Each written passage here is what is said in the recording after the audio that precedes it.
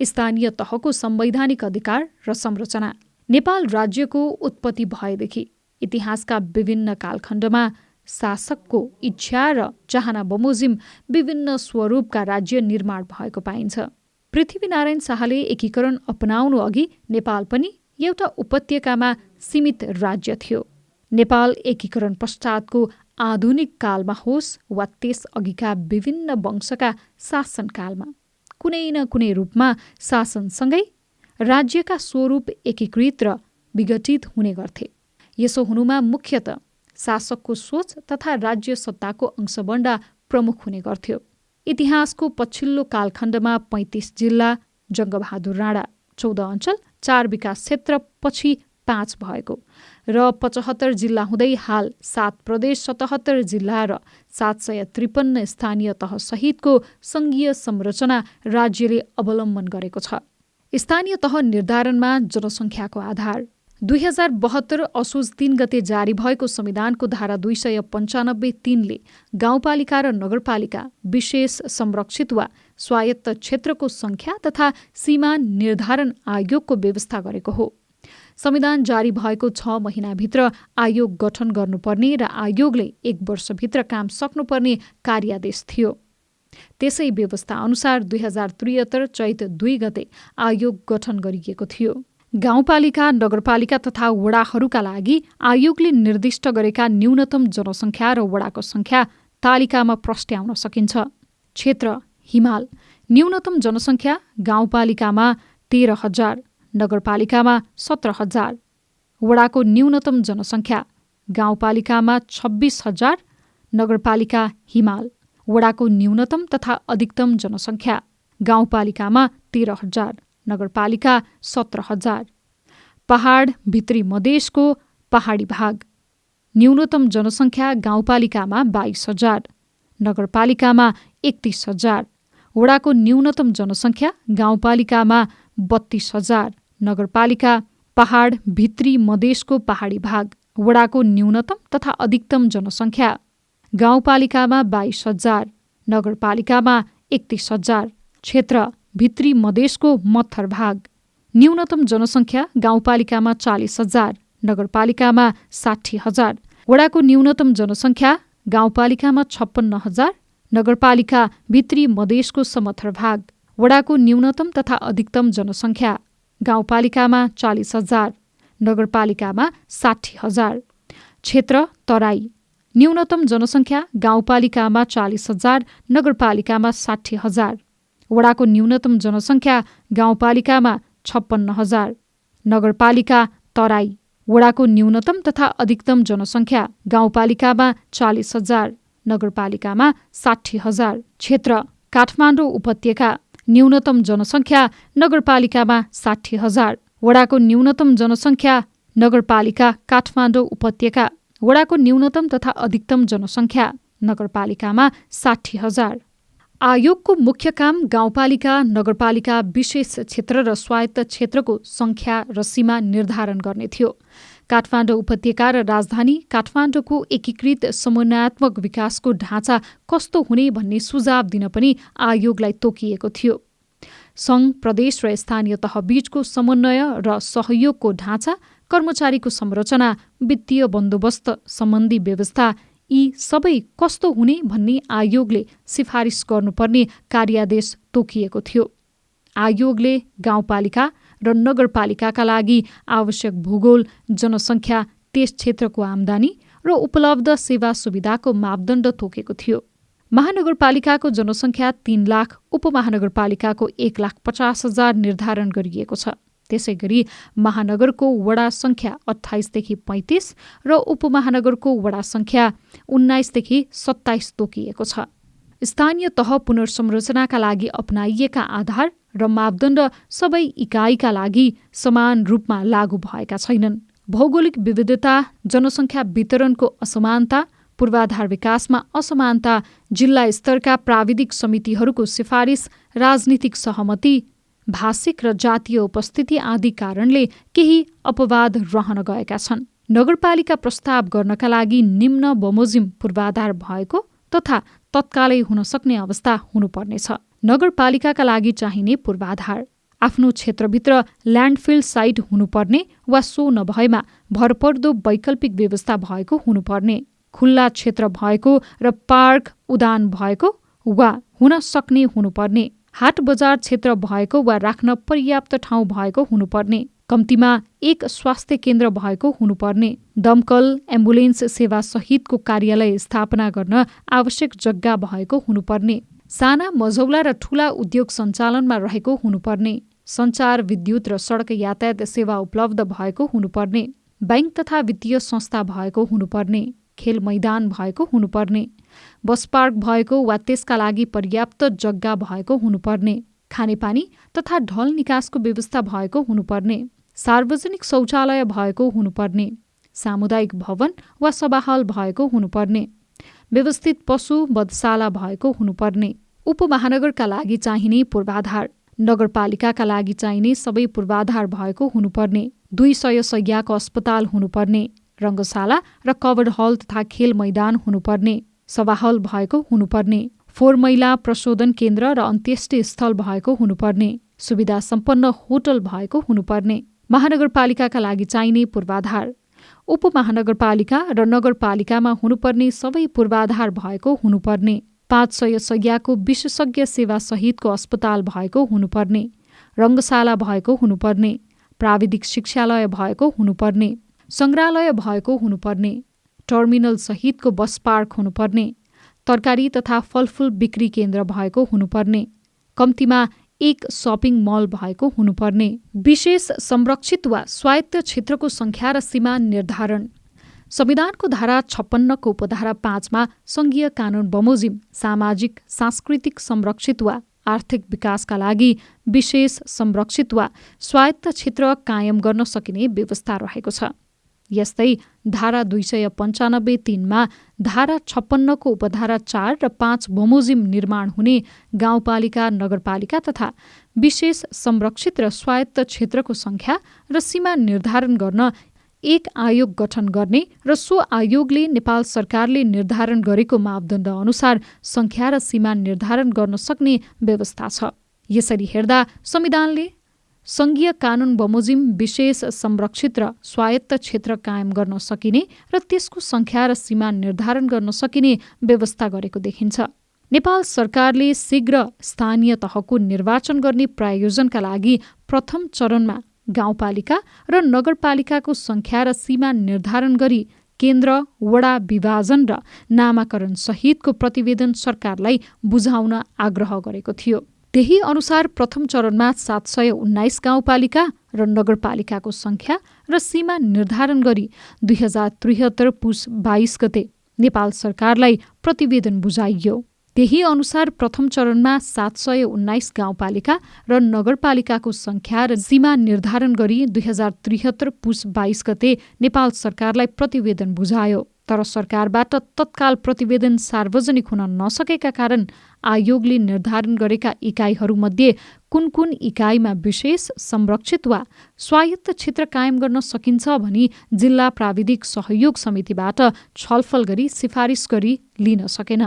त्यसैगरी विशेष क्षेत्र निर्धारणका लागि वडा स्तरको आर्थिक सूचकहरू प्राप्त हुन नसकेको स्वायत्त क्षेत्रका लागि कुन कुन जाति वा समुदायका लागि सघन उपस्थिति मानेर काम गर्ने भन्ने विषय पनि राजनीतिक तहमा नै टुङ्ग्याउनु पर्ने भएकाले त्यसबेला आयोगले स्वयं तय गर्दा विवाद हुन सक्ने सम्भावना समेत देखाएको थियो। आयोगले विशेष संरक्षित र स्वायत्त क्षेत्रको संख्या र सीमा निर्धारण गर्ने काम विस्तृत अध्ययन र छलफलपछि संविधानको धारा 56 को उपधारा 5 बमोजिम संघीय कानून बनाई उक्त कानूनका आधारमा सम्बन्धित गाउँपालिका वा नगरपालिकाबाट सिफारिस गराई घोषणा गर्दा बढी यथार्थपरक वस्तुपरक भई संविधानको मर्म अनुसार हुन सक्ने भन्दै त्यही अनुसार गर्न सरकारलाई सिफारिस गरेको थियो।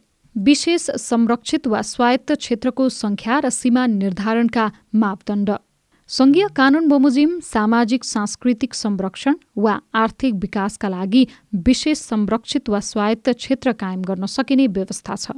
त्यही व्यवस्थालाई आधार मानेर आयोगले राष्ट्रिय जनगणना अनुसार नेपालमा रहेका सबै भाषाभाषी र जात जातिका जनतालाई सकेसम्म एकीकृत गर्ने र तिनको पहिचान संरक्षण, सम्वर्धन र विकास हुन सक्ने गरी सम्भव भएसम्म निरन्तरता नटुट्ने गरी काम गर्नुपर्ने मापदण्ड दिएको थियो।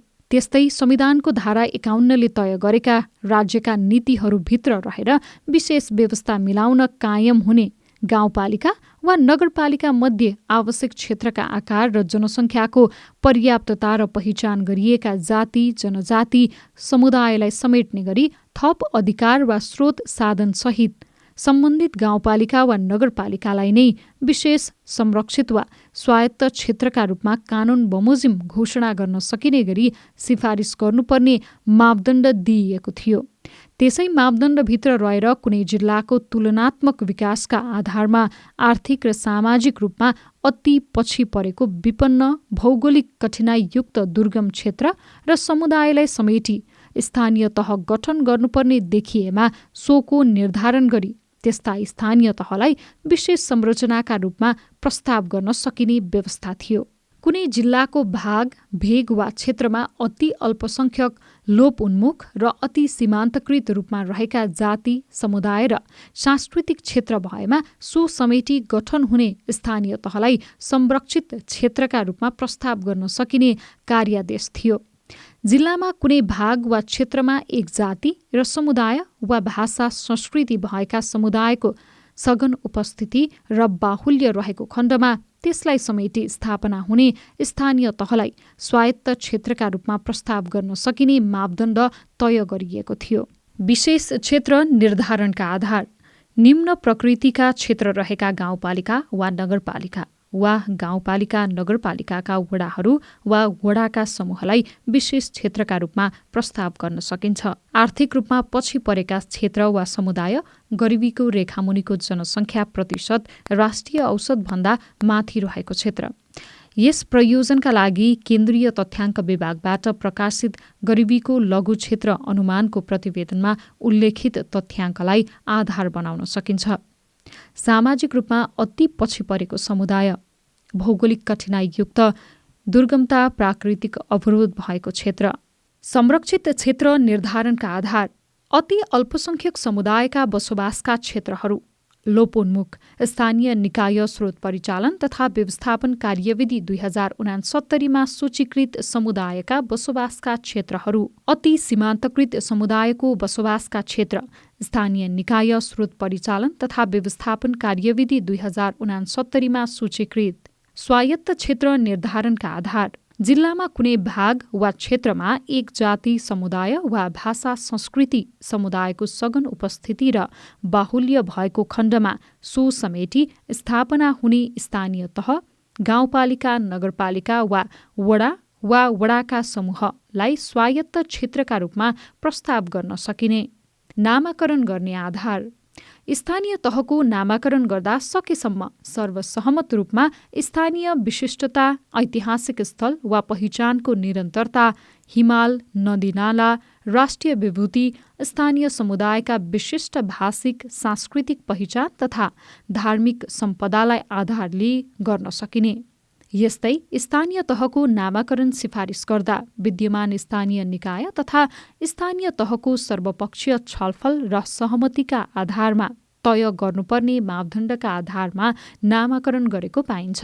स्थानीय विशिष्टतालाई झल्काउने नाम राख्ने, ऐतिहासिक स्थल वा पहिचानको निरन्तरताबाट नामाकरण गर्न सकिने, हिमाल, नदीनाला, प्राकृतिक स्रोत, राष्ट्रिय विभूतिबाट नाम राख्न सकिने, स्थानीय समुदायका विशिष्ट भाषिक, सांस्कृतिक पहिचान तथा धार्मिक सम्पदालाई आधार मान्न सकिने। नामाकरण गर्दा सकेसम्म छोटो नाम राख्ने। नामाकरण गर्दा ड्यास, कमा जस्ता चिन्हको प्रयोग नगर्ने।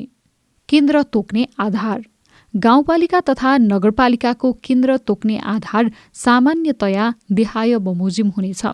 सम्भव भएसम्म सम्बन्धित इकाइको मध्यभाग सडक यातायातले छोएको, सञ्चार सुविधा सहज उपलब्ध भएको, विद्युत सुविधा पुगेको, कार्य बोझका हिसाबले भविष्यमा आवश्यक पर्न सक्ने पर्याप्त जग्गा वा खुला क्षेत्र भएको, बस्ती योग्य भएको, जोखिमयुक्त नभएको ठाउँ।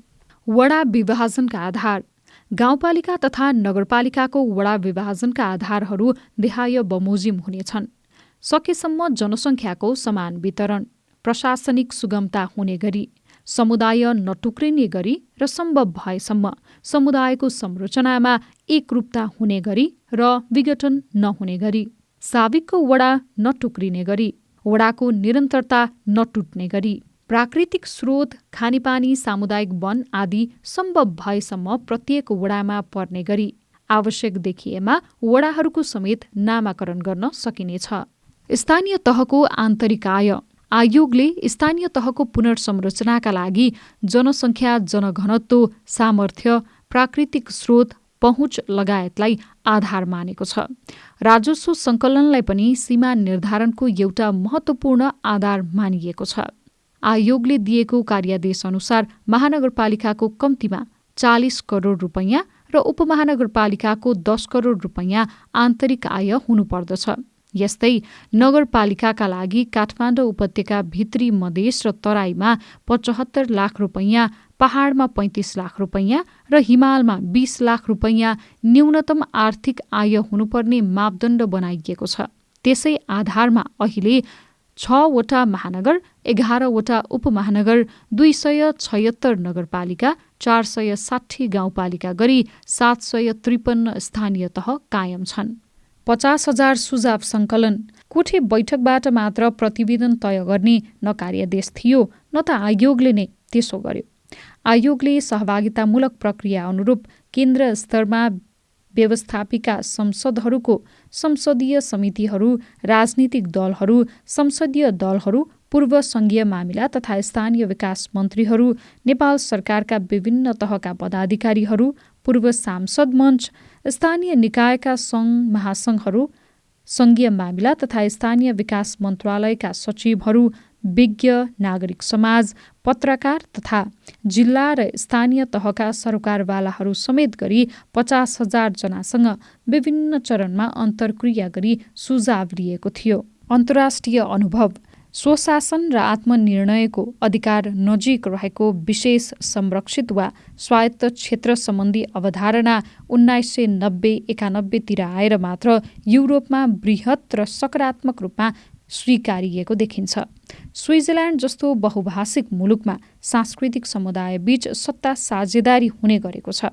त्यहाँ महिला र जातीय तथा धार्मिक समुदायबीच पनि दलहरूबाट प्रतिनिधित्व गराउँदा नै साझेदारी मिलाए अनुसार 2 जना महिलासहित 7 जनाको मन्त्रीमण्डलमा जर्मन भाषी 4, फ्रेन्च भाषी 2 र इटालियन भाषी 1 जनाले प्रतिनिधित्व गर्छन्।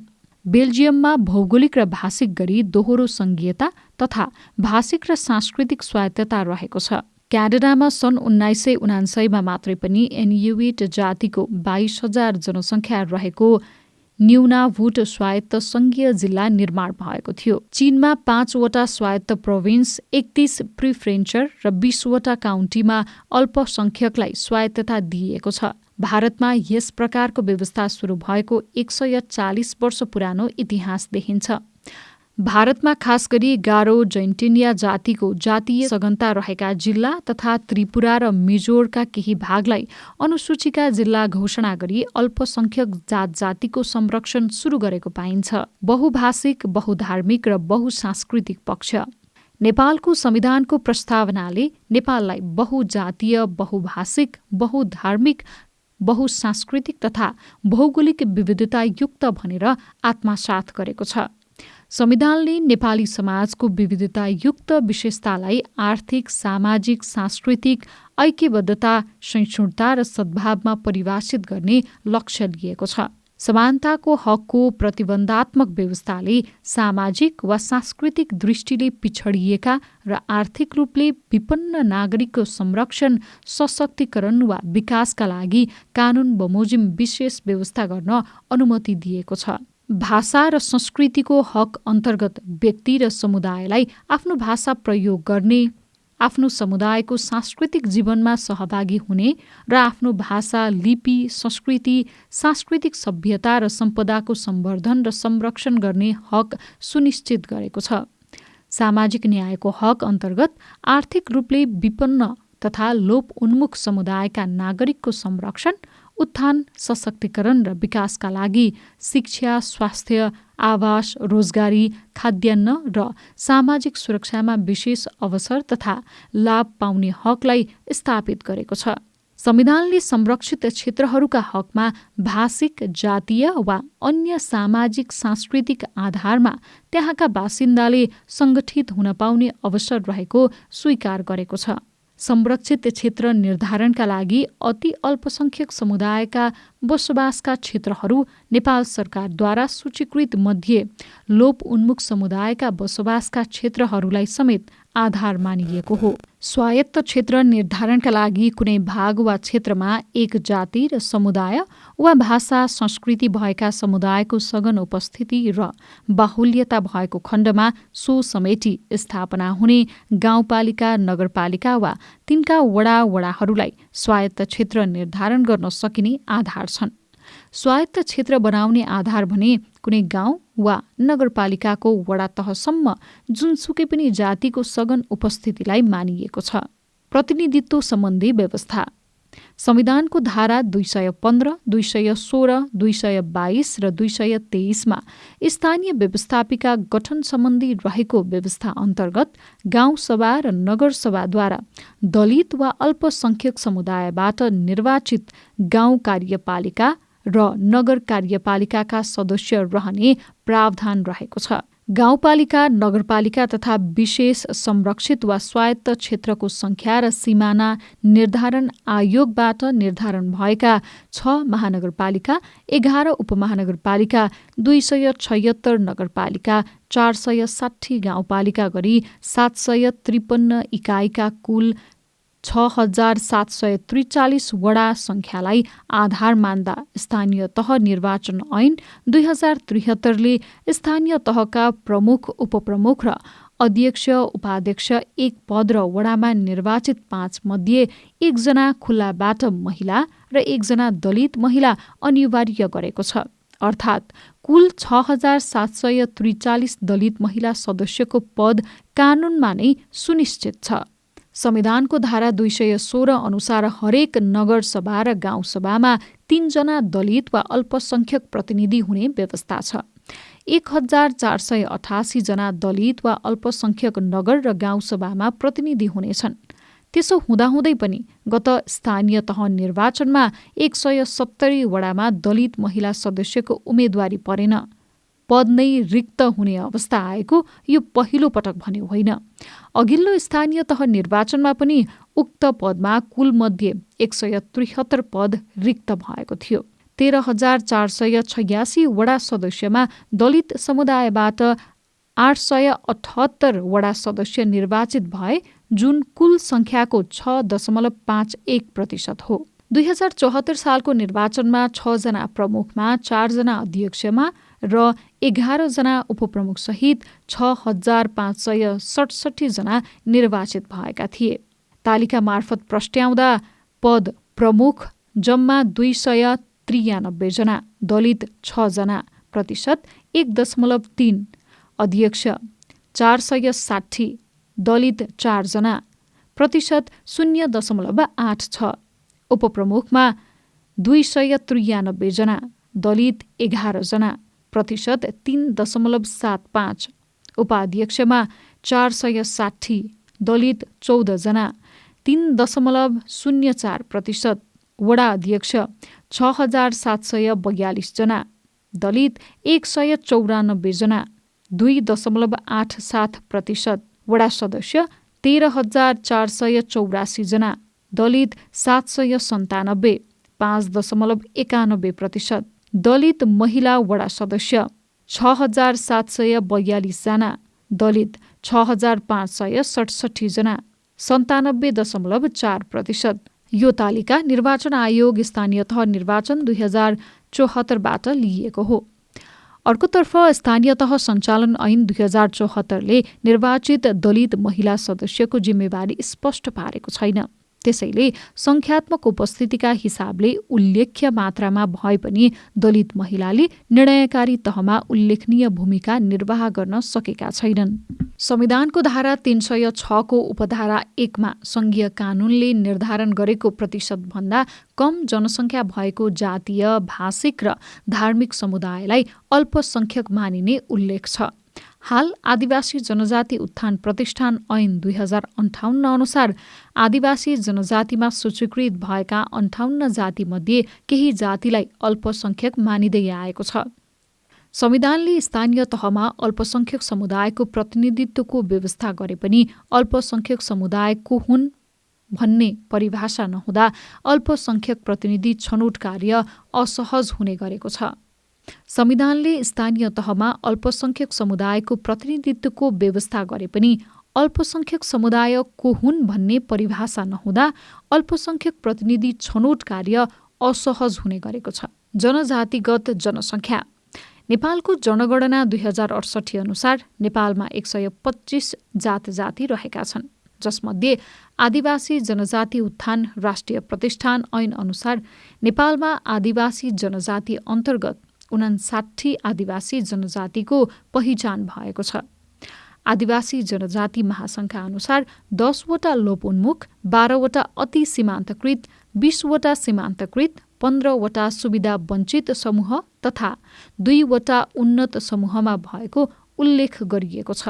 2078 सालको जनगणनाको पूर्ण विवरण नआइसकेकाले 2068 कै जनगणनालाई आधार मान्दा नेपालको कुल जनसङ्ख्याको 35.81% आदिवासी जनजाति छन्।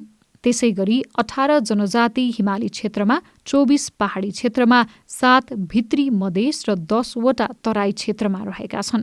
अति अल्पसंख्यक समुदायको बसोबास क्षेत्रहरू स्थानीय निकाय स्रोत परिचालन तथा व्यवस्थापन कार्यविधि 2069 ले सूचीकृत गरेका अति सीमान्तकृत र सीमान्तकृत तथा लोप उन्मुख जातिको बसोबास क्षेत्रलाई पहिचान गरी सीमाना निर्धारण गर्दा उनीहरूको बसोबास क्षेत्रलाई सम्भव भएसम्म खण्डीकृत नगरी एकै स्थानीय तहको शासकीय संरचनामा राख्नुपर्ने देखिन्छ। क्षेत्र निर्धारणका महत्त्वपूर्ण पक्ष विश्वका संघीय संरचनामा गएका मुलुकमा सामाजिक क्षेत्रमा पछि परेका, भौगोलिक दुर्गमतामा रहेका र विपन्नता पहिचान गरी त्यस किसिमका भूगोलमा बसोबास गर्ने समुदायलाई विशेष स्वायत्त क्षेत्र निर्धारण गरी राख्ने चलन भएको पाइन्छ। हाम्रो देशमा पनि गरिबीको रेखामुनि रहेका, भौगोलिक रूपले दुर्गम क्षेत्रमा बसोबास गर्ने अनि पछि परेका समुदायलाई विशेष क्षेत्रमा राखी गाउँपालिका तथा वडाहरूको विभाजन गरेको देखिन्छ। अन्य मुलुकमा आदिवासी, अति अल्पसंख्यक समुदाय, लोप उन्मुख समुदाय तथा अति सीमान्तकृत समुदाय भएका क्षेत्रलाई संरक्षित क्षेत्रका रूपमा राखी उनीहरूको समुदायको संरक्षण, आर्थिक उन्नति र शासकीय संरचनामा सहभागिता बढाइने नीतिलाई अवलम्बन गरेको पाइन्छ। नेपालको परिप्रेक्ष्यमा पनि सूचीकृत अल्पसंख्यक जातिहरू र स्थानीय निकाय स्रोत परिचालन तथा व्यवस्थापन कार्यविधि 2069 मा सूचीकृत भएका समुदायलाई गाउँपालिका, नगरपालिका तथा वडाहरूको विभाजन गर्दा संरक्षित क्षेत्रको व्यवस्थापन गर्न सके उनीहरूको जातीय उत्थान, स्रोतमाथिको पहुँच र शासकीय संरचनामा प्रतिनिधित्व हुन्छ। इन्डोनेसिया, फिलिपिन्स, डेनमार्क, फिनल्यान्ड जस्ता मुलुकमा कुनै निश्चित भागमा एकै जाति, समुदायको उपस्थिति, एउटै भाषा तथा संस्कृति भएका समुदाय तथा जातिको बसोबास क्षेत्रलाई स्वायत्त क्षेत्र निर्धारण गरी उनीहरूको जातीय पहिचानलाई संरक्षण गरेको पाइन्छ। नेपालको सन्दर्भमा पनि जनसङ्ख्याको सघनता, बसोबास क्षेत्र, भाषा तथा संस्कृतिका आधारमा निश्चित क्षेत्रमा बसोबास गर्ने त्यस्ता जाति तथा समुदायलाई स्वायत्त क्षेत्रका रूपमा गाउँपालिका, नगरपालिका तथा वडाहरूको सिमाना निर्धारण गर्दा ध्यान दिन आवश्यक छ। संरक्षित क्षेत्रका हकमा त्यहाँ निर्वाचित निकायलाई अन्य स्थानीय तहलाई प्राप्त अधिकारका अतिरिक्त उनीहरूको भाषा र सोही भाषामा दिइने शिक्षाका लागि स्रोत उपलब्धताको सुनिश्चितता गर्ने र ती जातिको दैनिक जीवनसँग सम्बन्धित वन, नदी, ताल, पोखरी जस्ता प्राकृतिक स्रोत र साधनको उपयोगमा त्यहाँको जाति सुहाउँदो स्थानीय कानूनले मान्यता पाउने व्यवस्था गर्नुपर्छ। संरक्षित र स्वायत्त क्षेत्र वडा तहसम्म बन्न सक्ने भन्ने हालको प्रावधान र देशमा रहेका तामाङ, मगर, गुरुङ, राई, लिम्बू, शेर्पा, नेवार, मधेसी, मुस्लिम, थारू, दलित, मगर जस्ता जातिहरूको उपस्थितिलाई हेर्दा संरक्षित र स्वायत्त क्षेत्र सुहाउँदा धेरै संरचना बन्ने अवस्था रहेको पाइन्छ। यसलाई ध्यानमा राखेर उस्तै प्रकृतिका यस्ता संरचनाहरूको पहुँचका लागि राष्ट्रिय स्तरमा बनेका र बन्ने आयोग जस्ता पहिचानगत प्रकृतिका गैर भौगोलिक संरचनासँग समन्वय गराई उनीहरूको संलग्नतामा समाजको एकीकृत विकास गर्न सकिन्छ। प्राकृतिक स्रोत र जीवन निर्वाह। नेपालको परिप्रेक्ष्यमा वन तथा प्राकृतिक स्रोतमा जीवन निर्वाह गर्दै आएका आदिवासी जनजाति तथा सीमान्तकृत तथा परम्परागत र भौगोलिक हिसाबले आबद्ध टाढाका उपभोक्तालाई स्रोतको व्यवस्थापन र लाभांश बाँडफाँडमा सहभागिता गराउन उपयुक्त हुन्छ। प्राकृतिक स्रोतको व्यवस्थापनबाट प्राप्त राजस्व तथा आम्दानी सङ्घीय, प्रदेश तथा स्थानीय तहले प्राकृतिक स्रोतको व्यवस्थापनमा पुर्याउन सक्ने योगदान र आवश्यकताका आधारमा सकभर समानुपातिक वितरणको व्यवस्था गर्न सके अपनत्वको विकास हुने देखिन्छ। प्राकृतिक स्रोत व्यवस्थापनका लागि राष्ट्रिय निकुञ्ज तथा संरक्षित क्षेत्र आबादी भन्दा बाहिरको जलाशय, हिमाल आदि सङ्घीय सरकारले व्यवस्थापन तथा विकास गर्ने र समुदायको नजिकको वन, जङ्गल तथा संरक्षित क्षेत्र नजिक तथा टाढाका उपभोक्ता आदिवासीको सहभागितामा व्यवस्थापन र विकास गर्ने नीति लिनुपर्ने देखिन्छ।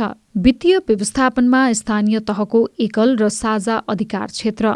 संविधानले सङ्घ, प्रदेश र स्थानीय तहहरूमा राज्य शक्तिको बाँडफाँड गरी स्थानीय तहको एकल र साझा अधिकार क्षेत्रको व्यवस्था गरेको छ। साथै आफ्नो अधिकार क्षेत्रका विषयमा सोही तहको व्यवस्थापिकाले आवश्यक कानुन बनाउने र कार्यकारी अधिकारको प्रयोग गर्ने व्यवस्था गरेको छ। संविधानको अनुसूची 8मा उल्लेख गरिएका स्थानीय तहका 22वटा विषयगत क्षेत्र, अनुसूची 9मा उल्लेखित सङ्घ, प्रदेश र स्थानीय तहको साझा अधिकार अन्तर्गत रहेका शिक्षा, स्वास्थ्य, कृषि, वन्यजन्तु, जल उपयोग, वातावरण, पर्यावरण तथा जैविक विविधता, विपद व्यवस्थापन, सामाजिक सुरक्षा जस्ता स्थानीय सरकारले गर्नुपर्ने 15वटा विषय क्षेत्र अन्तर्गतका अधिकारहरूको प्रयोग एवं कार्यान्वयन दायित्व र जिम्मेवारी पनि ती तहका इकाइहरूकै हो। संविधानको मौलिक हक र राज्यका निर्देशक सिद्धान्तमा उल्लेखित स्थानीय सरकारले गर्नुपर्ने काम र नेपाल सरकारको कार्यविभाजन नियमावली र अन्य ऐन कानुन अन्तर्गत भइरहेका कामहरूको विस्तृतीकरण अन्तर्गत स्थानीय सरकारले गर्नुपर्ने कामका लागि आवश्यक स्रोत व्यवस्थापन पनि स्थानीय तहका सरकारहरूले नै गर्नुपर्ने हुन्छ। स्थानीय तहको वित्तीय कार्य जिम्मेवारी विस्तृतीकरण, तिनको संवैधानिक अधिकार क्षेत्र, सरकारबाट प्रदत्त जिम्मेवारीहरूको विश्लेषणबाट निर्क्युल गर्न सकिन्छ। वित्तीय स्रोत परिचालन। भौगोलिक आधारमा नेपालका सबैभन्दा ठूलो भूभाग 68% 1,83,000 वर्ग किलोमिटर पहाडी क्षेत्रमा पर्छ र सो क्षेत्रमा देशको कुल जनसङ्ख्याको 38.17% बसोबास गर्छन्। भित्री मधेस तथा तराई भूभाग 17% 25,021 वर्ग किलोमिटरमा फैलिएको छ, जहाँ कुल जनसङ्ख्याको 51% बसोबास गर्छन् र करिब 62% भूभाग खेती योग्य जमिन छ। हिमाली क्षेत्रले देशको क्षेत्रफलको 15% 22,071 वर्ग किलोमिटर ओगटेको छ, जहाँ 7.56% जनसङ्ख्या रहेको छ भने 5.6% जमिन मात्र खेती योग्य छ। नेपालको मुख्य प्राकृतिक स्रोतहरू जलाधार एवं नदी, तालतलैया, वन तथा वन सम्पदा, राष्ट्रिय निकुञ्ज, संरक्षित क्षेत्र, जैविक मार्ग तथा सिमसार क्षेत्र, हिमाल र उच्च पहाडी चरण क्षेत्र, खानी, ढुङ्गा, गिट्टी बालुवा आदि हुन्। सङ्घीयतामा संवैधानिक हैसियत प्राप्त प्रदेश तथा स्थानीय तहबाट जनताले आफ्ना आवश्यकताका सेवा प्राप्त हुने अपेक्षा गर्छन्। यस्तो सेवा जनताले सबैभन्दा नजिकको सरकार मार्फत प्रभावकारी तवरबाट प्राप्त हुने सुनिश्चितता सब्सिडियरिटीको सिद्धान्त हो। यो सिद्धान्तले स्थानीय तहलाई दिएको कार्य जिम्मेवारी पूरा गर्न उपलब्ध प्राकृतिक स्रोतको परिचालन र उपलब्ध सबै प्रकारका स्रोतको विनियोजन र खर्च गर्न स्वायत्तता रहने कुरा पनि सुनिश्चित गर्छ। वित्तीय विकेन्द्रीकरणको सफलताका लागि आपसी सहयोगात्मक पद्धतिमा काम गर्ने संयुक्तताको सिद्धान्त अनुसार केन्द्र, प्रदेश र स्थानीय तहहरूले कुशलतापूर्वक सम्पादन गर्न सक्ने जिम्मेवारी पहिचान गरी सो जिम्मेवारी पूरा गर्न आवश्यक पर्ने स्रोत विभिन्न तहहरूका बीचमा बाँडफाँड गर्न आवश्यक हुन्छ। स्थानीय आर्थिक कार्यप्रणाली। नेपालको संविधानको धारा 228, 229 र 230मा स्थानीय आर्थिक कार्यप्रणालीका सम्बन्धमा महत्त्वपूर्ण प्रावधान रहेका छन्। कानुन बमोजिम बाहेक स्थानीय तहमा कुनै कर लगाउन, उठाउन र ऋण लिन नपाइने व्यवस्थाले जनताको विधायकी सर्वोच्चतालाई स्थापित गरेको छ। स्थानीय तहलाई आफ्नो अधिकार क्षेत्रभित्रको विषयमा राष्ट्रिय आर्थिक नीति, वस्तु तथा सेवाको ओसार पसार, पुँजी तथा श्रम बजार, छिमेकी प्रदेश तथा स्थानीय तहलाई प्रतिकूल नहुने गरी कानुन बनाई कर लगाउन सक्ने अधिकार प्राप्त छ।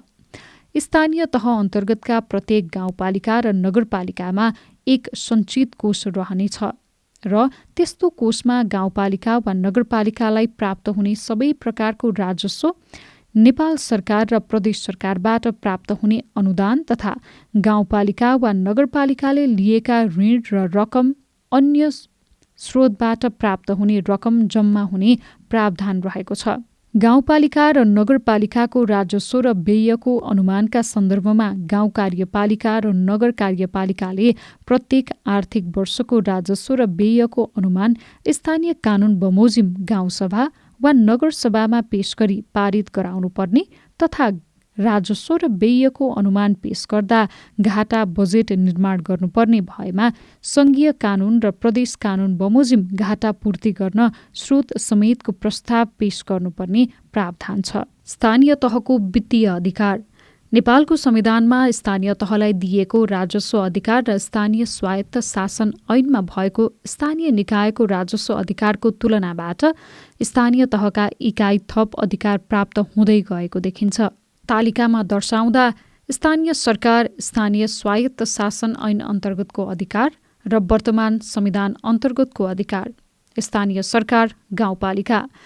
स्थानीय स्वायत्त शासन ऐन अन्तर्गतको अधिकार घर जग्गा कर, भूमि कर, हाट बजार पसल कर, सवारी साधन कर, मनोरञ्जन कर, व्यावसायिक भिडियो कर, बहाल कर, बहाल बिटौरी कर, विज्ञापन कर, व्यवसाय साधन कर, प्राकृतिक स्रोत उपयोग कर, नक्सा पास दस्तुर, अन्य दस्तुर, सेवा शुल्क र नाता प्रमाणित दस्तुर, दण्ड जरिवाना। वर्तमान संविधान अन्तर्गतको अधिकार सम्पत्ति कर, भूमि कर, घर जग्गा रजिस्ट्रेसन दस्तुर, सवारी साधन कर, मनोरञ्जन कर, घर बहाल कर, विज्ञापन कर, व्यवसाय कर, पर्यटन शुल्क, सेवा शुल्क, दस्तुर र दण्ड जरिवाना। नगरपालिका।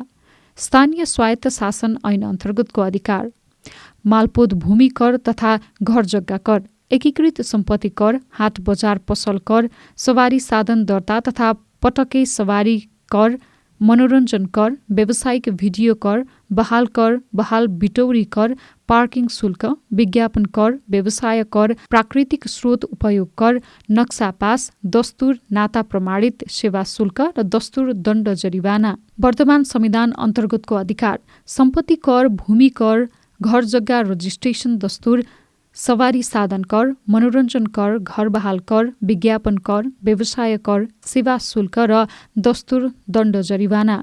जिल्ला समन्वय समिति। स्थानीय स्वायत्त शासन ऐन अन्तर्गतको अधिकार सडक, बाटा, पुल, सिँचाइ, कुलो, पोखरी आदिमा कर, ऊन, खोटो, जडीबुटी, वनकस, ढुङ्गा, गिट्टी, बालुवा, मृत जीवजन्तुको हाड, सिङ, प्वाँख, छाला आदि, सेवा शुल्क।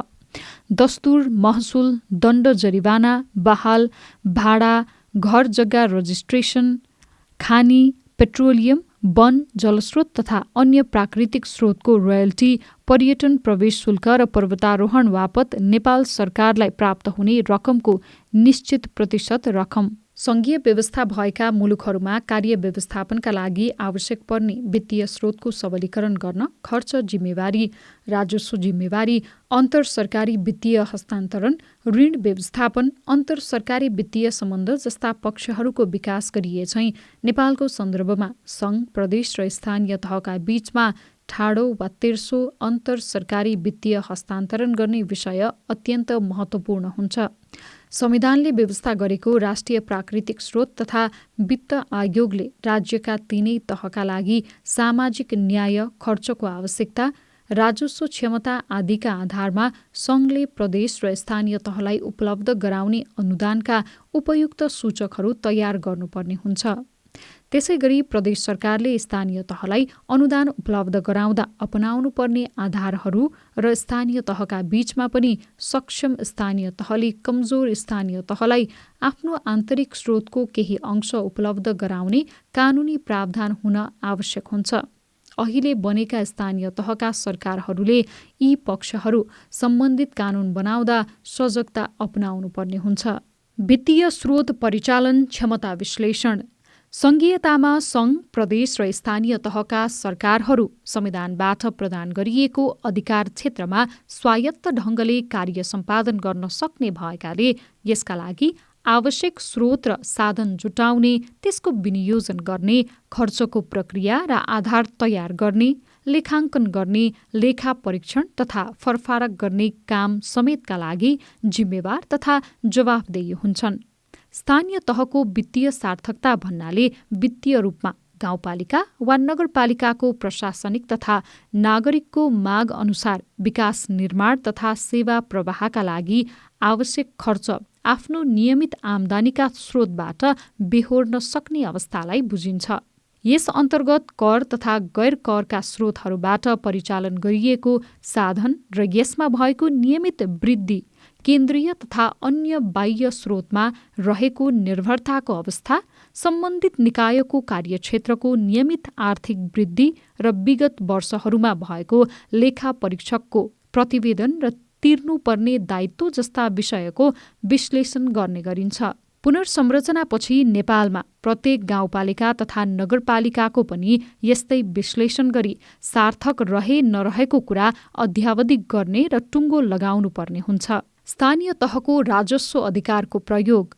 स्थानीय तहलाई दिइएको राजस्वको अधिकार कार्य जिम्मेवारीको तुलनामा कम देखिन्छ। हालका स्थानीय निकायहरूले अभ्यास गरिरहेका कतिपय राजस्वका स्रोतहरूको सङ्कुचन भएकाले साबिकमा पाइ आएको अधिकारमा कटौतीले गरिएको सुधारलाई गौण बनाउन सक्छ। त्यसैले साबिकका जिल्ला विकास समिति, नगरपालिका र गाउँ विकास समितिले पाएको राजस्व अधिकारलाई हालका पुनर्संरचना पछिका स्थानीय तहले पूर्ण उपयोग गर्न पाउने वातावरण सृजना गर्नु उपयुक्त हुन्छ। राजस्व बाँडफाँडको सुनिश्चितता। प्राकृतिक स्रोतको आयलाई उत्पत्ति र समताको सिद्धान्तका आधारमा बाँडफाँड गरिनुपर्छ। हाल स्थानीय स्वायत्त शासनमा त्यस्तो आयलाई 10 देखि 50% स्थानीय तहलाई प्रदान गरिएको छ। अबको राजस्व बाँडफाँडमा यो प्रतिशत कम्तीमा 30 देखि 50 गर्दा उपयुक्त हुने देखिन्छ। मूल्य अभिवृद्धि कर र अन्तःशुल्क परिचालनको हालको पद्धतिले कर छली गर्न सजिलो बनाएको सन्दर्भमा स्थानीय तहले निश्चित प्रतिशत पाउने व्यवस्था गर्दा कर छली नियन्त्रण हुने र स्थानीय तहलाई पनि आय बढ्ने सम्भावना देखिएको छ।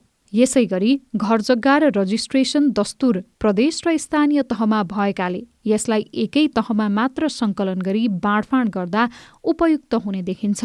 स्थानीय तहलाई जाने अन्तरसरकारी वित्तीय हस्तान्तरण। सङ्घीयता अपनाएका मुलुकहरूले स्थानीय तहमा जाने वित्तीय हस्तान्तरणको अंशलाई मुलुकको कुल राजस्व परिचालन, कुल खर्च वा कुल पुँजीगत खर्चसँग आबद्ध गरी निर्धारण गर्ने गरेको देखिन्छ। नेपालमा पनि संविधानले खर्च तथा सेवा प्रवाह स्थानीय तहमा बढी हुने तर राजस्व परिचालन केन्द्रमा बढी हुने प्रावधान गरी स्थानीय तहमा खर्चको आवश्यकता र राजस्व परिचालन क्षमतालाई दृष्टिगत गरी वित्तीय हस्तान्तरणको अंश निर्धारण गर्नुपर्ने सिद्धान्तलाई अङ्गीकार गरेकाले सबै स्थानीय तहको वित्तीय आवश्यकता र राजस्व सम्भाव्यता निश्चित गरी देखिएको अन्तरलाई अनुदानले पूरा गर्नुपर्ने देखिएको छ।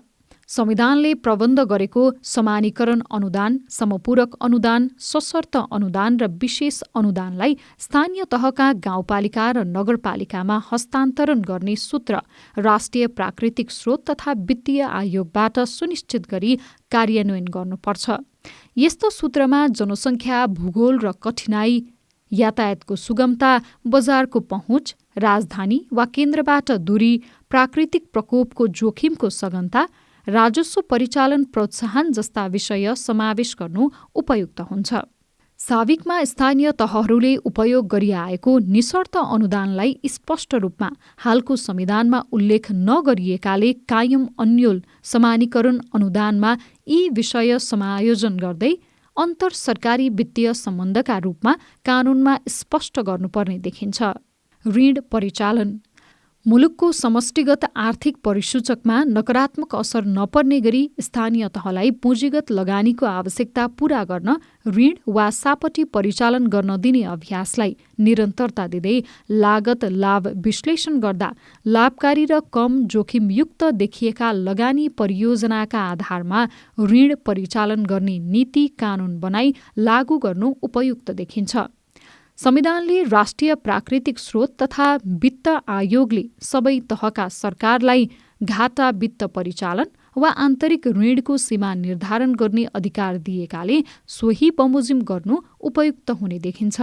स्थानीय तहको बजेट, लेखा तथा लेखा परीक्षणको व्यवस्था स्थानीय तहको बजेट व्यवस्थापन सहभागितात्मक योजना पद्धतिमा आधारित रहेको विगतको अभ्यासलाई निरन्तरता दिँदै स्थानीय तहको बजेट पारित भएपछि त्यसको सूचनाका आधारमा प्रादेशिक बजेट र सोको सूचनाका आधारमा सङ्घीय बजेट आउनु उपयुक्त हुन्छ।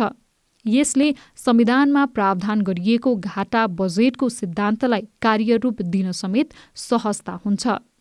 नेपालमा स्थानीय निकायको लेखा तथा लेखा परीक्षण व्यवस्था विश्वसनीय हुन नसकेको आरोप विगतदेखि लाग्दै आएको सन्दर्भमा अब स्थानीय तहले अन्तर्राष्ट्रिय मान्यता प्राप्त आंशिक व्यावसायिकतामा आधारित श्रेष्ठता प्रणाली तथा आम्दानी र खर्चका शीर्षकलाई सङ्घीय र प्रादेशिक तहहरूसँग मेल खाने गरी अपनाउनु उपयुक्त हुन्छ।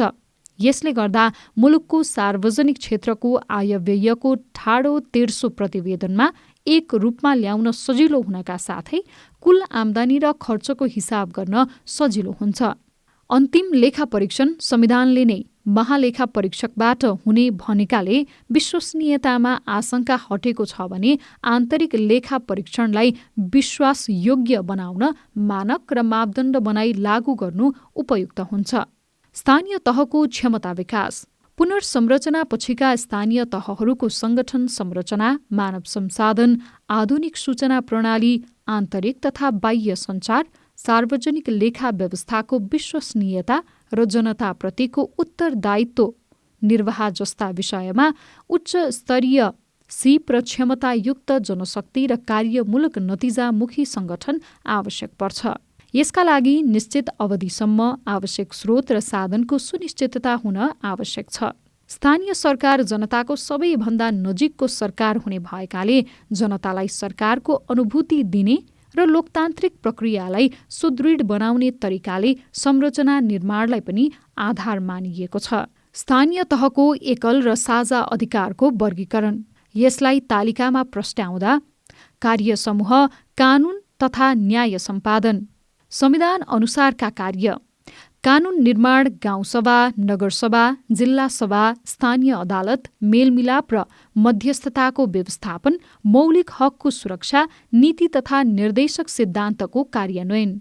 कार्य समूह सामान्य प्रशासन, संविधान अनुसारका कार्य, नीति तथा योजना, स्थानीय सेवाको व्यवस्थापन, नगर प्रहरी, सरकारी संस्था, एफएम सञ्चालन, स्थानीय तथ्याङ्क र अभिलेख सङ्कलन तथा व्यवस्थापन, भाषा, संस्कृति र ललित कलाको संरक्षण र विकास, व्यक्तिगत घटना, जन्म, मृत्यु, विवाह र तथ्याङ्क, सवारी साधन अनुमति, स्थानीय बजार व्यवस्थापन, घरेलु तथा साना उद्योग, घर जग्गा प्रशासन, ज्येष्ठ नागरिक, अपाङ्गता भएका व्यक्ति र अशक्तहरूको व्यवस्थापन, बेरोजगारको तथ्याङ्क सङ्कलन, सामाजिक सुरक्षा र गरिबी निवारण, सुकुम्बासी व्यवस्थापन, भू उपयोग तथा भूमि प्रशासन। कार्य समूह लेखा तथा राजस्व प्रशासन, संविधान अनुसारका कार्य, स्थानीय कर, सम्पत्ति कर, घर बहाल कर, घर जग्गा रजिस्ट्रेसन शुल्क, सवारी साधन कर, सेवा शुल्क दस्तुर,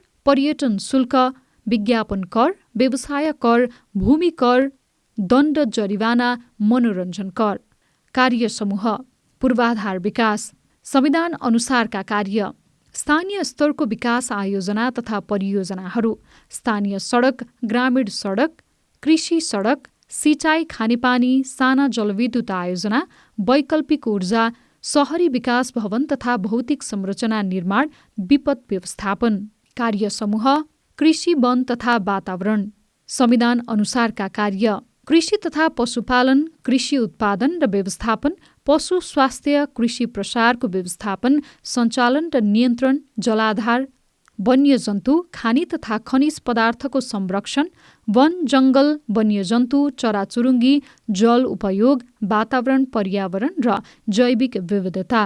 कार्य समूह शिक्षा तथा स्वास्थ्य, संविधान अनुसारका कार्य, आधारभूत तथा माध्यमिक शिक्षा, आधारभूत स्वास्थ्य र सरसफाइ, खाद्य प्रविधि तथा गुणस्तर। उल्लेखित कार्यका अतिरिक्त सङ्घ तथा प्रदेशले निक्षेपण गर्ने कार्यले थप जिम्मेवारी सृजना गर्छ। ती कार्यलाई पनि उल्लेखित समूहमा समावेश गर्न सकिन्छ। सबै कार्यहरूको विस्तृतीकरणपछि मात्र कार्यबोध निर्धारण गर्न सकिन्छ। सामान्यतः प्रत्येक कार्यले ती प्रकारका जिम्मेवारी नीति, कानून र नियमन, प्रशासकीय तथा अन्य व्यवस्थाहरू र सेवा प्रवाह रहने भएकाले कामको विस्तृतीकरण सोही अनुसार गर्नु उपयुक्त हुन्छ। कानूनी अवधारणा। नेपालको संविधान जारी भएपछि सङ्घीय, प्रदेश र स्थानीय गरी 3 तहको शासकीय संरचनाको अभ्यास भइरहेको छ। संविधानले तिनै तहको एकल अधिकार र साझा अधिकार सूचीको व्यवस्था गरेको छ र त्यसै अनुसार कानूनको निर्माण र परिमार्जन भएर क्रमशः कार्यान्वयन भइरहेको अवस्था छ। नेपालको इतिहासमा विकेन्द्रीकरण ऐन 2039 तथा स्थानीय स्वायत्त शासन ऐन 2056ले गरेको विकेन्द्रीकृत प्रणालीमाथि नेपालको संविधानमा अहिले भएको प्रावधान नितान्त फरक व्यवस्था हो। संविधानको धारा 226ले स्थानीय तहले कानून बनाउन सक्ने स्पष्ट व्यवस्था गर्दै गाउँसभा र नगरसभाले आवश्यक कानून बनाउन सक्ने उल्लेख गरेको छ। साविक केन्द्रीकृत प्रणाली अन्तर्गत स्थापित केन्द्रीय सरकारका मन्त्रालय, विभाग र कार्यालयको समायोजन र पुनर्संरचना भई सङ्घीय, प्रदेश र स्थानीय तहका कार्यालय स्थापना भएका छन्। नेपालको संविधानले मूलतः स्थानीय तहलाई आधारभूत विकास र सेवा प्रवाहमा जिम्मेवार बनाएको देखिन्छ। शिक्षा, स्वास्थ्य, खानेपानी, बसोबास, प्राकृतिक स्रोतको व्यवस्थापन, सामाजिक सुरक्षा, आधारभूत आवश्यकताका पूर्वाधार निर्माण, जोखिम तथा विपद व्यवस्थापन, भूमि व्यवस्थापन, सञ्चार सेवा, यातायात सेवा, लघु, घरेलु तथा साना उद्योग जस्ता जनसरोकारका विषयमा जिम्मेवार देखिएको छ। त्यस्तै जनताको आधारभूत सेवा सुविधा प्रदान र नियमन गर्नका लागि समेत स्थानीय निकायलाई बढी जिम्मेवार बनाएको देखिन्छ। कानूनी व्यवस्था। नेपालको संविधानको अनुसूची 8 र 9ले क्रमशः स्थानीय तहको एकल अधिकार सूची अन्तर्गत 22वटा विषय र सङ्घ, प्रदेश तथा स्थानीय तहको साझा अधिकार सूची अन्तर्गत 15वटा विषय उल्लेख गरेको छ। संविधानको अनुसूची 8मा उल्लेखित नगर प्रहरी, सहकारी संस्था, एफएम सञ्चालन, स्थानीय कर, स्थानीय सेवाको व्यवस्थापन, विकास आयोजना र परियोजना, आधारभूत र माध्यमिक शिक्षा, स्थानीय बजार व्यवस्थापन, गाउँसभा, नगरसभा, मेलमिलाप तथा मध्यस्थता व्यवस्थापन, स्थानीय सडक, ग्रामीण कृषि सडक, कृषि पशुपालन, कृषि उत्पादन, ज्येष्ठ नागरिक, अपाङ्गता अशक्त नागरिक, खानेपानी, जलविद्युत, वैकल्पिक ऊर्जा, विपद व्यवस्थापन, जलाधार, वन्यजन्तु, खानी, भाषा, संस्कृति, कलाका विषयमा स्थानीय सरकार ऐन 2074को दफा 11(2) स्थानीय तहहरूले कानून बनाई लागू गर्न सक्ने अधिकार दिएको छ। संविधानको धारा 232मा सङ्घ, प्रदेश र स्थानीय तह बीचको सम्बन्ध सहकारिता, सहअस्तित्व र समन्वयको सिद्धान्तमा आधारित हुने उल्लेख गर्दै संविधानको अनुसूची 9मा उल्लेखित सङ्घ, प्रदेश र स्थानीय तहको साझा अधिकार सूचीको विषय तोकेको छ। त्यसकै आधारमा स्थानीय सरकार सञ्चालन ऐन 2074को दफा 11(4)मा गाउँ तथा नगरपालिकाहरूले खेलकुद, स्वास्थ्य, विद्युत, खानेपानी, सिँचाइ, सेवा शुल्क, रोयल्टी, वन जङ्गल, चराचुरुङ्गी, सामाजिक सुरक्षा र गरिबी निवारण, सवारी साधन अनुमति र सङ्घ संस्था दर्ता तथा नवीकरणका विषयमा समेत सङ्घ प्रदेश कानून सम्मत हुने गरी कानून बनाई लागू गर्न सक्ने अधिकार प्रदान गरेको छ। स्थानीय सरकार सञ्चालन ऐन 2074 यो ऐन स्थानीय तहहरूका लागि संविधान पछिको दोस्रो महत्त्वपूर्ण कानून हो। संविधान प्रदत्त अधिकार उपयोगका लागि यसले मार्ग प्रशस्त गरेको देखिन्छ। यो ऐनमा स्थानीय तहहरूको गठन, काम, कर्तव्य र अधिकार स्पष्ट रूपमा उल्लेख भएको छ। ऐनको दफा 102 ले स्थानीय तहहरूलाई ऐन, नियम, निर्देशिका, कार्यविधि र मापदण्ड बनाई लागू गर्न सक्ने व्यवस्था गरेको छ र सोही ऐनको उपदफा 3 मा त्यसरी बनेको कानून स्थानीय राजपत्रमा प्रकाशन गर्नुपर्ने, उपदफा 4 मा सङ्घ र प्रदेशमा पठाउनुपर्ने र उपदफा 5 मा राजपत्रमा प्रकाशन नभएसम्म लागू नहुने व्यवस्था गरेको छ। दफा 120 ले प्रचलित ऐनमा जुनसुकै कुरा लेखिएको भए पनि यस ऐनमा लेखिएको कुरामा यसै ऐन बमोजिम हुनेछ भनी यो ऐन अन्तर्गत भएका सम्पूर्ण कार्यलाई बल प्रदान गर्नुका साथै संरक्षण गरेको छ। यसबाट अन्य कानूनमा जेसुकै व्यवस्था भए पनि यो कानूनसँग बाजिएको हदसम्म यसै ऐन बमोजिम हुने अवस्था देखिन्छ। सङ्घीय तथा प्रदेश कानूनको अधीनमा रही स्थानीय स्तरको भू उपयोग नीति, योजना, कार्यक्रम तर्जुमा तथा कार्यान्वयन सङ्घीय तथा प्रदेश कानूनको मापदण्डको अधीनमा रही व्यवस्थित बस्ती विकासको कार्यक्रम तर्जुमा र कार्यान्वयन, एकीकृत बस्ती विकासका लागि जग्गा एकीकरण तथा जग्गा विकास र स्थानीय तहमा रहेको अव्यवस्थित बसोबास व्यवस्थापन जस्ता भूमि व्यवस्थापनको सन्दर्भमा कानून बनाउने अधिकार प्रदान गरेको छ। त्यस्तै सङ्घीय तथा प्रदेशको कानूनको अधीनमा रही स्थानीय इन्टरनेट सेवा, टेलिसेन्टर, केबुल तथा तारविहीन टेलिभिजन प्रसारणको अनुमति, नवीकरण र नियमन जस्ता विषयका सञ्चार, सूचना तथा प्रविधि सम्बन्धी अधिकार प्रदान गरेको छ।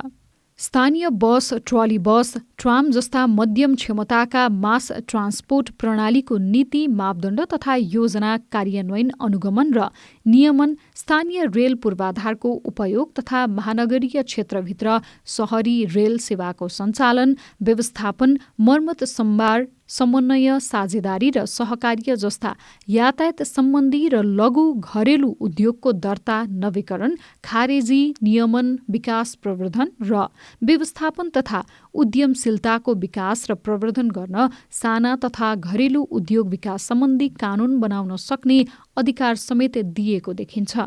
यसका अतिरिक्त सङ्घ वा प्रदेशको संविधान तथा प्रचलित कानून बमोजिम आफ्नो अधिकारभित्रको कुनै विषय गाउँपालिका वा नगरपालिकालाई कानून बनाई निक्षेपण गर्न सक्ने व्यवस्था गरेको छ। स्थानीय सरकार सञ्चालन ऐन 2074 को दफा 16 ले स्थानीय तहको कार्यपालिकाको कार्य विभाजन र कार्य सम्पादन सम्बन्धी व्यवस्था कार्यपालिकाले स्वीकृत गरेको नियमावली बमोजिम हुने व्यवस्था गरेको छ। अन्य सङ्घीय कानून। कतिपय सङ्घीय कानूनहरूले स्थानीय तहलाई कानून बनाउने अधिकार प्रक्षेपण गरेका छन्। यस्तो प्रक्षेपणका आधारमा स्थानीय तहले कानून बनाएर कार्यान्वयन गर्न सक्छ। स्थानीय सरकार सञ्चालन ऐन 2074 को दफा 74 ले स्थानीय तहहरूले सार्वजनिक खरिद गर्दा सङ्घीय सार्वजनिक खरिद ऐन 2063 पालना गर्नुपर्ने तथा स्थानीय तहहरूले सो ऐनको अधीनमा रही स्थानीय तहको सार्वजनिक खरिद नियमावली बनाई लागू गर्ने अधिकार दिएको देखिन्छ भने कतिपय कानूनमा भने सङ्घीय कानूनका कतिपय प्रावधान स्थानीय तहहरूले सीमित विषयमा कार्यविधि र निर्देशिका बनाई प्रयोग गर्ने गरी व्यवस्था भएको देखिन्छ। साझा अधिकार सूची अनुसार स्थानीय तहले निर्माण गरेको कानून। नेपालको संविधान 2072 को अनुसूची 9 मा विभिन्न 15 वटा प्रकृतिका विषय सङ्घ, प्रदेश र स्थानीय तहको साझा अधिकार सूचीमा राखिएको छ। साझा अधिकार सूचीमा भएका विषयमा सङ्घ र प्रदेशबाट कानून निर्माण गरेपछि मात्र सङ्घ र प्रदेश कानून सम्मत हुने गरी स्थानीय तहले निर्माण गर्नुपर्ने हुन्छ। कतिपय सङ्घीय ऐन तथा नियमावलीहरूमा स्थानीय तहले कानून बनाई लागू गर्न सक्ने व्यवस्था समेतलाई दृष्टिगत गरी स्थानीय तहमा कानून निर्माण भएको अवस्था छ।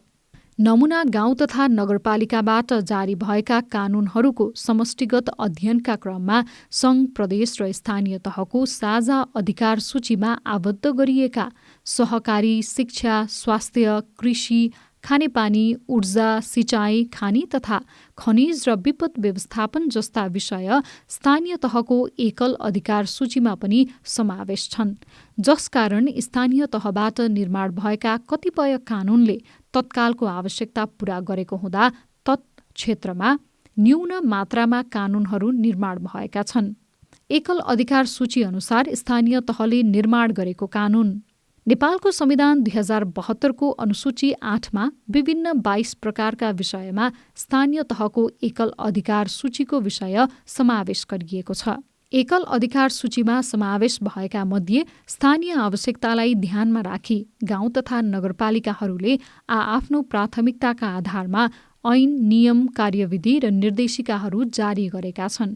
स्थानीय तहबाट स्वीकृत भई जारी भएका कानूनी दस्तावेजहरूको स्थानीय तहको एकल अधिकारको सूचीका आधारमा वर्गीकरण गर्दा गाउँ तथा नगरपालिकाहरूले जारी गरेका कानूनको प्रकारहरूमा विभिन्न 31 प्रकारका ऐन, 21 प्रकारका नियमावली, 87 प्रकारका कार्यविधि र 18 प्रकारका निर्देशिकाहरू जारी भएको देखिन्छ।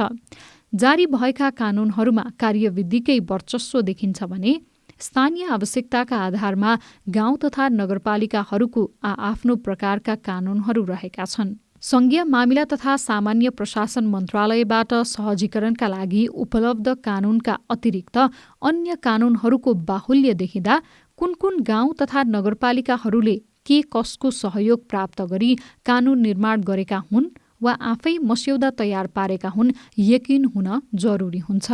स्थानीय तहको क्षमता र आवश्यकता पहिचान। नेपालको संविधानले राज्यको संरचनालाई सङ्घ, प्रदेश र स्थानीय तह गरी 3 तहमा संरक्षित गरेको छ।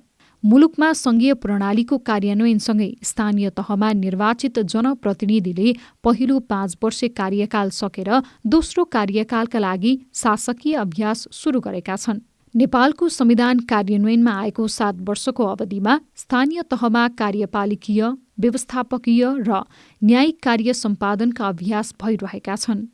स्थानीय तहको विद्यमान क्षमता र भविष्यका लागि आवश्यक क्षमताको पहिचान गर्न सङ्घीय मामिला तथा स्थानीय विकास मन्त्रालय मातहतको स्थानीय तह क्षमता विकास शाखाले विभिन्न 22 विषय क्षेत्रका 157 वटा प्रश्न समावेश भएको प्रश्नावली तयार गरेको थियो।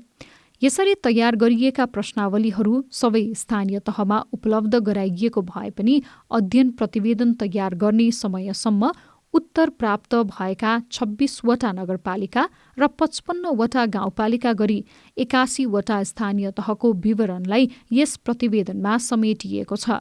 प्राप्त उत्तरका आधारमा सम्बन्धित विषय क्षेत्रमा स्थानीय तहको हालको अवस्था र सो अवस्था सुधार गर्नका लागि आगामी दिनमा चाल्नुपर्ने कदमहरूको विश्लेषण गरिएको छ। अध्ययनमा समेटिएका अधिकांश विषय क्षेत्रमा स्थानीय तहको कार्यान्व गरेको पाइए पनि विभिन्न क्षमता अभावका कारण कार्यान्वयनमा प्रभावकारिता भने देखिँदैन। त्यसैगरी धेरैजसो विषय क्षेत्रमा स्थानीय तहको कार्य सम्पादन तथा क्षमताको स्तर सन्तोषजनक पाइएको छैन। सामान्यतया सङ्घीय सरकार एवं स्थानीय तहबाट नै तयार गरेका मापदण्डको परिपालना स्तर सन्तोषजनक पाइएको भए पनि आफ्नै पहलमा गर्नुपर्ने नवप्रवर्धनात्मक क्रियाकलाप धेरै जसो स्थानीय तहले गरेको पाइएको छैन। अध्ययनका क्रममा प्राप्त भएको नतिजालाई देहाय बमोजिम सपेक्षीकरण गरिएको छ। फोहोर मैला व्यवस्थापनका लागि 73% स्थानीय तहमा ल्यान्डफिल साइटको व्यवस्थापन भएको देखिएन। 88% स्थानीय तहमा फोहोर मैला व्यवस्थापन गर्ने शाखाको प्रबन्ध भएको पाइएन। कुनै स्थानीय तहले अन्य शाखालाई फोहोर मैला व्यवस्थापनको जिम्मा तोकेको पाइयो। त्यसैगरी फोहोर मैला व्यवस्थापनमा निजी क्षेत्रसँग साझेदारी गर्ने स्थानीय तह 12% रहेको कुरा अध्ययनले देखाएको छ। 2. अधिकांश स्थानीय तहमा भवन निर्माणका लागि नक्सा पासको व्यवस्था कार्यान्वयनमा आएको पाइएको छ। अध्ययनमा समेटिएका मध्ये 64% स्थानीय तहमा नक्सा पास लागू भएको, 69% राष्ट्रिय भवन संहिता कार्यान्वयन भएको, 56% स्थानीय तहले भवन निर्माणको स्थानीय मापदण्ड तयार गरी कार्यान्वयन गरेको र 11% स्थानीय तहले EBPS लागू गरेको पाइएको छ। 3. 88% स्थानीय तहको केन्द्रसम्म मोटर बाटो पुगेको पाइएको छ। 4. स्थानीय योजना तर्जुमा तथा कार्यान्वयनका सन्दर्भमा 29% स्थानीय तहले आवधिक योजना तर्जुमा गरेको, 15%ले आयोजना बैंक स्थापना गरेको पाइएको छ। 5. करिब 9% स्थानीय तहले एकीकृत बस्ती विकास गुरु योजना तयार गरेको पाइएको छ। 6. 57% स्थानीय तहले पूर्वाधार निर्माण गर्दा IEEI, EIEA गर्ने गरेको पाइएन। 31% स्थानीय तहले वातावरण मैत्री स्थानीय तहको प्रारूप कार्यान्वयनमा ल्याएका छैनन्। 7. स्थानीय तहमा सञ्चालन गरिएका अस्पतालमध्ये 54% अस्पतालमा मात्र प्रयोगशाला सञ्चालनमा आएका छन्। 8. सूचना प्रविधिको प्रभावकारी पहुँच पुगेका स्थानीय तहको सङ्ख्या 83% रहेको, 66% स्थानीय तहले आफ्नो खर्च विवरणलाई नियमित रूपमा कार्यालयको वेबसाइटबाट सार्वजनिकीकरण गर्ने गरेको पाइएको छ। 9. सार्वजनिक खरिद कार्यका लागि 80% स्थानीय तहले स्थानीय दर रेट स्वीकृत गरी कार्यान्वयनमा ल्याएका छन्। 10. अध्ययनमा समावेश स्थानीय तहमध्ये 14वटाले मासिक रूपमा, 54वटाले चौमासिक रूपमा र 74वटाले वार्षिक रूपमा खर्चको सार्वजनिकीकरण गरेको पाइयो भने 7वटा स्थानीय तहले खर्चको विवरण सार्वजनिक गर्ने गरेको पाइएन। त्यसैगरी 21वटा स्थानीय तहले सार्वजनिक उत्तरदायित्वका कुनै पनि माध्यमको प्रयोग गरेको पाइएन। 13वटा स्थानीय तहले 3वटै सार्वजनिक सुनवाई, सामाजिक परीक्षण, सार्वजनिक परीक्षण उपाय, 22वटाले सार्वजनिक सुनवाई मात्र, 3वटाले सामाजिक परीक्षण मात्र, 5वटाले सार्वजनिक सुनवाई र सामाजिक परीक्षण मात्र तथा 4वटाले सामाजिक परीक्षण तथा सार्वजनिक परीक्षण मात्र गर्ने गरेको पाइएको छ। 11. कर सङ्कलनका लागि 27वटा स्थानीय तहले अनलाइन कर प्रणाली लागू गरेको र 21वटाले राजस्वको नक्साङ्कन गर्ने गरेको पाइएको छ। त्यसैगरी करदाता शिक्षा कार्यक्रम 28%ले मात्र सञ्चालन गरेको पाइएको छ। 12. कुल 81 मध्ये 77वटा स्थानीय तहले तोकिएकै समयमा वार्षिक बजेट तथा कार्यक्रम स्वीकृत गरेको एवं 57वटाले वार्षिक कार्यक्रमको समीक्षा गर्ने गरेको पाइएको छ। 13. करिब 10% स्थानीय तहले औद्योगिक ग्राम स्थापना तथा सञ्चालन गरेका छन् भने 62%ले एक वडा एक उत्पादन कार्यक्रम कार्यान्वयनमा ल्याएको पाइएको छ। 14. करिब 40% स्थानीय तहले सार्वजनिक निजी साझेदारी संवाद सञ्चालन गर्ने गरेको पाइएको छ। 15. स्थानीय तहमा रिक्त पदपूर्तिका लागि 38% स्थानीय तहले लोकसेवा आयोगमा मागको आकृति फारम भरी पठाउने गरेको, 23वटा स्थानीय तहले संगठन तथा व्यवस्थापन सर्वेक्षण गरेको, 65%ले कर्मचारीको कार्य विवरण तयार गरी कार्यान्वयन गर्ने गरेको पाइएको छ। त्यसैगरी 42वटा स्थानीय तहमा विद्युतीय हाजिरीलाई कार्यान्वयनमा ल्याइएको, 35वटाले कर्मचारीलाई क्षमता विकासका कार्यक्रम सञ्चालन गर्ने गरेको पाइएको छ। न्यायिक कार्य सम्पादनका लागि 44वटा स्थानीय तहमा इजलासको स्थापना गरेको पाइएको छ। न्यायिक समितिमा प्राप्त उजुरीमध्ये 72% उजुरी फर्जियत भएका, 1% पुनरावेदनमा गएका, 2% जिल्ला अदालतमा सिफारिस गरेको र 25% उजुरी बाँकी रहेको पाइएको छ। 17. स्थानीय तहमा सामाजिक परिचालनका लागि 28वटा स्थानीय तहमा टोल विकास संस्था गठन भएका र 30वटा स्थानीय तहमा बाल मैत्री स्थानीय शासनको प्रारूप कार्यान्वयनमा ल्याइएको पाइएको छ। 18. धेरै जसो स्थानीय तहमा योजना सञ्चालन गर्दा जनसहभागिता जुट्ने गरेको भए पनि नगदमा सहभागिता उठ्ने स्थानीय तहको सङ्ख्या कम रहेको छ। अध्ययन अनुसार 75 स्थानीय तहमा जनसहभागिता जुट्ने गरेको र 32 स्थानीय तहमा नगद जनसहभागिता उठ्ने गरेको पाइएको छ। 19. जीविकोपार्जन सम्बन्धी कार्यक्रम कार्यान्वयनमा ल्याएका स्थानीय तहको सङ्ख्या 33 रहेको छ। 20. 68% स्थानीय तहले सशर्त अनुदान बाहेक पनि लक्षित वर्गका लागि बजेट विनियोजन गर्ने गरेको, 12वटा स्थानीय तहमा ज्येष्ठ नागरिक सेवा केन्द्र स्थापना भएका र 47% स्थानीय तहमा उपभोक्ता समितिको नेतृत्वमा लक्षित वर्गका व्यक्तिको सहभागिता रहेको पाइएको छ। 21 80% स्थानीय तहमा खुला क्षेत्रको अभिलेखीकरण गरेको पाइएको छैन। 1 स्थानीय तहमा साइकल लेन, 12मा हरित सडक, 30मा सडक बत्ती र 41मा सडकको नामाकरण गरेको पाइएको छ। 22 90% स्थानीय तहमा घरधुरी नम्बरको प्रणाली लागू भएको नपाइएको एवं 93%मा बेरोजगारको तथ्याङ्क सङ्कलन गर्ने गरेको पाइएको छ। 23 70% स्थानीय तहमा विपद व्यवस्थापन पूर्व तयारी तालिम सञ्चालन नगरिएको, 85%मा अग्नि नियन्त्रणका लागि पूर्व तयारी नगरिएको र 92%मा फायर कोडको कार्यान्वयन नभएको पाइएको छ। 24 69% स्थानीय तहले आफ्नो पार्श्वचित्र तयार गरेको पाइएको छ। 25 अधिकांश स्थानीय तहमा क्षमता विकास योजना गरिएको पाइएन। अध्ययनमा समेटिएका स्थानीय तहमध्ये 91% स्थानीय तहमा क्षमता विकास योजना तयार नभएको पाइएको छ। भावी कार्यदिशा नेपालको संविधान अनुसार संघीय व्यवस्थामा 3 तहका सरकार बीचको अन्तर्सम्बन्ध सहकारिता, सहअस्तित्व र समन्वयमा आधारित हुने व्यवस्था रहेको छ। नागरिकको सबैभन्दा नजिकको शासकीय इकाइका रूपमा रहेको स्थानीय तह सबल र सक्षम नभई मुलुकको विकास र समृद्धि असम्भव छ। स्थानीय सरकार सञ्चालनमा देखा परेका क्षमता विकासका आवश्यकता पहिचान गरी ती आवश्यकता पूरा गर्न र विद्यमान सबलतालाई थप मजबुत तुल्याउँदै लैजान सबै तहका सरकार र आम सरोकारवाला बीच प्रभावकारी समन्वय, सहकार्य र सहयोग हुन आवश्यक छ। यसै विषयलाई मध्यनजर गर्दै संघीय मामिला तथा स्थानीय विकास मन्त्रालयले स्थानीय सरकार सञ्चालनका संवाहक, स्थानीय जनप्रतिनिधि, स्थानीय तहमा कार्यरत कर्मचारी तथा सरोकारवालालाई स्थानीय सरकारका जिम्मेवारी पूरा गर्ने यात्रामा देखिएका सबल र कमजोर पक्षको उजागर गर्ने गरी एक अध्ययन प्रतिवेदन तयार गरेको छ।